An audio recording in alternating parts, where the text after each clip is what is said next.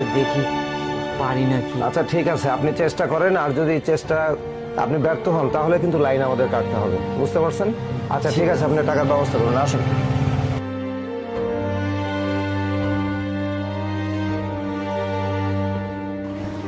Uncle বাড়িতে আছেন? কি মা?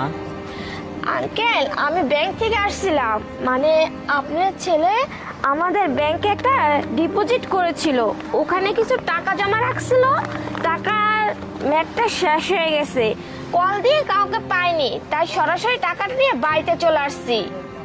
আমার ছেলে তো অনেক দিন আগে মারাই গেছে। আঙ্কেল আমরা সবকিছুই জানি যে আপনার ছেলে মারা গেছে, কিন্তু টাকাটা তো কাউকে না কাউকে নিতেই হবে, তাই না? আর যেহেতু আপনি ওনার বাবা হন, তাহলে আমাদের একটা ব্যাংক থেকে দায়িত্ব যে ওনার ফ্যামিলি থেকে কাউকে টাকাটা দেওয়ার। আর যেহেতু আপনি আছেন, তাহলে টাকাটা আমি আপনাকেই দিয়ে যাচ্ছি, নেন। আচ্ছা ঠিক আছে মা। আচ্ছা ঠিক আছে আঙ্কেল, আমি তাহলে আসি।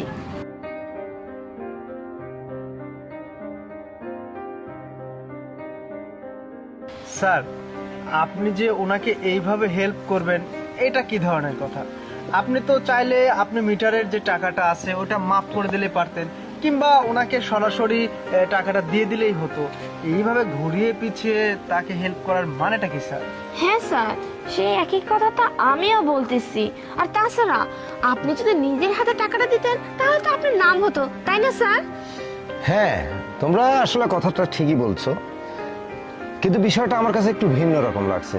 সেটা হলো, এই মানুষটা প্রথমে যখন ডাকানোর পরে আমি তার মুখ চোখ দেখলাম, তার কনফিডেন্স বলে দিচ্ছে যে আসলে সে কারো কাছে ওইভাবে সাহায্য নেবে না, সে প্রকৃতির সাথে যুদ্ধ করে বেঁচে আছে। যাই হোক, সেই কারণে আমি চিন্তা করলাম এই ব্যক্তি সরাসরি কিছু অফার দিলে নিবে না। আর সরকারিভাবে যেহেতু বিদ্যুতের যে বিলটা, এটা তো আমি মাফ করতে পারি না, এটা তো আমাকে পে করতেই হবে। আর সেটা আমি যদি সরাসরি করি সেটাও কিন্তু রুলস অনুযায়ী যায় না।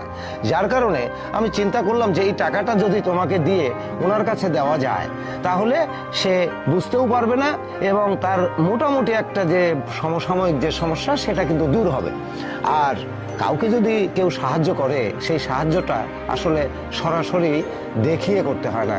তোমরা তো জানো যে আমরা জানি যে ডান হাত দিয়ে যদি দান করা যায় তো বাম হাত যেন না জানে, তাই না? তো যার কারণে তুমি একজনকে হেল্প করবা, সেটা অন্যকে জানিয়ে হেল্প করার মানেই হয় না। এই কারণে আমি এইভাবে হেল্পটা করলাম, বুঝতে পারছো? হ্যাঁ স্যার, বুঝতে পারছি। আচ্ছা ঠিক আছে, তাহলে যাও, তোমাদের কাজে যাও, আমি অফিসে গেলাম, ঠিক আছে?